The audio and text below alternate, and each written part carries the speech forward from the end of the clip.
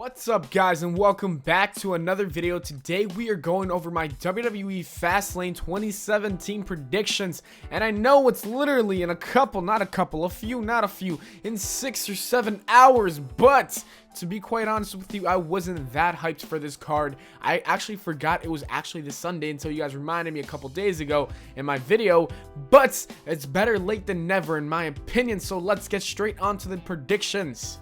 Alright, let's get to the pre-show of the card, and that is Swann and Akira Tozawa versus the Braun, Kendrick, and Noam Dar.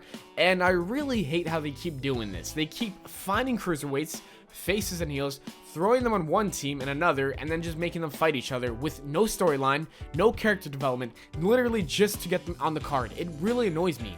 We need to care about these guys. So create a storyline, create a character, develop something. But anyways, this match is going to go to Swann and Akira Tozawa for the win, because honestly, if the past is right, if the past repeats itself, the faces are going to win again and again and again, and every single time I'm going to predict the faces to win. Now we have the first match of the card, and that's going to be Sami Zayn versus Samoa Joe. And this feud kind of just started 3 weeks ago, and it really isn't that great of a storyline, but it will develop, I feel. And I do see Samoa Joe dominating Sami Zayn in this match and winning it, because Samoa Joe needs to win his first pay-per-view match. Let's be 100% honest here. If he doesn't win his first match, then what the hell are they doing? Sami Zayn might lose the match, and then Samoa Joe might beat him up after, which causes Finn Balor to return to save Sami Zayn.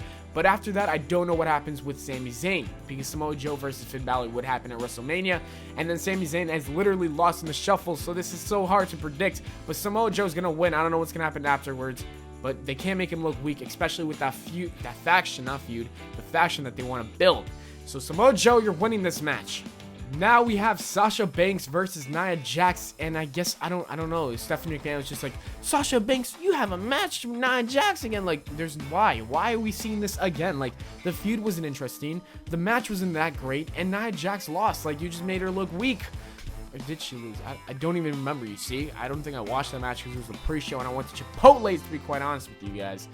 But I feel like Nia Jax is going to win this match, which isn't going to develop any storyline, enhance the storyline. It's going to be so Sasha Banks will be a little more mad because of what happens in the next match, which will be Bayley versus Charlotte Flair for the Raw Women's Championship. And a lot of people think that Bayley is going to drop the title to Charlotte Flair, her pay-per-view record, whatever streak.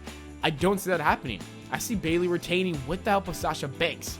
And Bayley will get a little frustrated because she's like, why do you keep helping me? I don't need help. I'm a champion myself, blah, blah, blah. And then Sasha Banks is going to be like, you know what? Fuck you, bitch. And she's going to slap her, beat her up, and beat her down and hold the title high. Charlotte Flair, I don't know what happens to her, but I want to see Bayley versus Sasha Banks at WrestleMania, to be quite honest with you guys. Or maybe they just might have Sasha Banks help Bayley, and that's the end of it, and they're going to keep, starting this feud. They're going to start this feud later on with Sasha Banks and Bayley, possibly after WrestleMania, and it could be a match at SummerSlam where I will be at, so I won't be mad if that happens, to be honest. The next match is Luke Gallows and Karl Anderson versus Enzo, Amore, and Big Cass for the tag team championships. And I'm really disappointed how Luke Gallows and Karl Anderson have been booked so far. It's so sad. The Raw, not even just the Raw division for the tag team championships, but also SmackDown, both divisions are trash when it comes to the tag team division. Why? The tag team division on NXT is beautiful. It's stunning. It's literally a highlight of NXT. I think it may be better. I guess. I don't know, Bobby. Yeah, the matches are so much better, actually. So the Revival, DIY, Authors of Pain are killing it there. And here you have Luke Gallows and Karl Anderson losing to Roman Reigns in a handicap match. And you have Enzo, Amore, and Big Cass. People are starting to hate them now. Some people are, because they're calling Enzo annoying. I don't know what's happening right now. I'm going to give the win to Luke Gallows and Karl Anderson. And I'm going to predict Big Cass to turn on Enzo Amore, because you know what? Big Cass has so much potential. And I do feel like Enzo Amore is holding him back. I don't know. It's just Karl Anderson and Luke Gallows, please be booked better. I feel bad for these guys. They were so dominant in New Japan, and they come here and they're a joke. Make them win this match and give them a streak, a domination streak for the next pay-per-views, and make them beast champions. Please, WWE.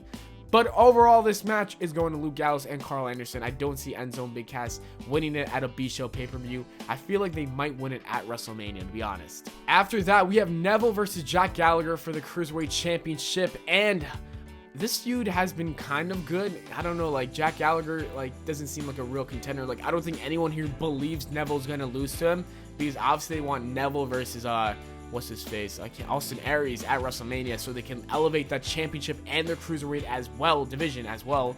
So Neville's gonna win this, and maybe Austin Aries comes out and just looks at Neville and he's like this, you know what, I'm gonna beat your ass at WrestleMania and win that championship. But that's what I see happening, and I feel bad for Neville and Austin Aries. They're in a division that no one really truly cares about. Like, Austin Aries is so talented, so is Neville. Like, oh my god, they gotta fix this Cruiserweight division, bro. The following match will be Roman Reigns versus Braun Strowman in a singles match. Braun Strowman's winning this. I believe in my mind that he's winning this. Maybe, most likely, a lot of people predicting this, The Undertaker will come out, interfere, cost Roman Reigns the match. But the problem with that is I feel like they want Roman Reigns to look like the face in the situation and Undertaker to screw him, expecting Undertaker to get boos. No, no, no, no, no. Braun Strowman is going to get cheered so hard. Once Undertaker comes out and screws Roman Reigns, it's going to be horrible for Roman. I feel bad for what's going to happen. I don't feel bad. The way he's been booked, he deserves it. You know what? Vince McMahon needs to understand. Turn this man heel, he will be fired. He will be a star. But as of right now, no. So, Braun Strowman is going to win this match. I don't like how Undertaker is going to interfere with that, like, prediction, but, like, I do see it happening. I feel like Braun Strowman should win clean, you know? Prove that he is a beast, you know? Not just someone who needs The Undertaker's help. But it's going to happen knowing WWE, knowing that Vince McMahon wants to set up Roman Reigns versus The Undertaker at WrestleMania. But one problem I do see with this is if Braun Strowman beats Roman Reigns, where does he go for WrestleMania? Like, they are saying that he's going to be in the Andre the Giant Battle Royal, but that's so dumb. You just beat Roman Reigns. How are you going to be demoted to the freaking Andre the Giant Battle Royal? It makes no sense to me. Oh my god. Raw is really, really illogical. But now let's get on to the main event, and that's Kevin Owens versus Goldberg for the Universal Championship. just talking about this makes me mad because I don't want to see Goldberg win at all. Some people actually do, which actually surprises me. But how can you want to see a 52-year-old who can't wrestle more than 1 minute be our champion? Someone who's a part-timer, who's going to be dropping into another part-timer for like 6 months. Like, no, no, no, especially with this faction. Like, if Kevin Owens, Triple H, and Samoa Joe actually do build a faction, how can Triple H let either Chris Jericho screw Kevin Owens or Kevin Owens just lose to Goldberg in a squash match? That really will kill the momentum for that group. So I'm predicting, just because I want it to happen, this is more of a fantasy, I'm predicting the faction comes together and they freaking screw Goldberg and Brock Lesnar just laughs at Goldberg. And yeah, that's it. Triple H and Samoa Joe are going to help Kevin Owens and he's going to retain the title. And then Chris Jericho's going to be like this, I want a match with you. I don't know. Like, Raw is so freaking dumb right now. Like, it makes no sense, like, what's gonna happen at this pay-per-view. Anyways, that's my pay-per-view predictions for Fastlane. If you enjoyed the video, please leave a like and subscribe for more. Follow me on Twitter at Pllana, and I'll see you all later.